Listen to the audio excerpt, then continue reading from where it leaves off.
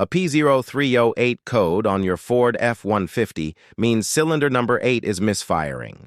You can fix this by replacing the spark plug and ignition coil located at the back of the passenger side engine bank. Taking care of this immediately prevents raw fuel from destroying your catalytic converter. The most common cause of this misfire is a worn-out spark plug or a failing ignition coil.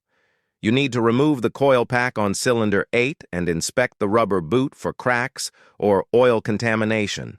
Swap the coil with cylinder 7 to see if the misfire moves. If the code changes to P0307, you know the coil is bad and needs replacement. If the ignition system checks out fine, the next component to test is the fuel injector. A clogged or dead fuel injector starves cylinder 8 of fuel, causing a lean misfire. Listen to the injector with a mechanic's stethoscope while the engine is running to ensure it is clicking rhythmically. Mechanical issues can also cause a dedicated single-cylinder misfire. You should perform a compression test on cylinder 8 to rule out burnt valves or worn piston rings.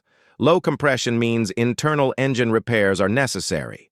Fixing the electrical components first usually resolves the P0308 code without major teardowns.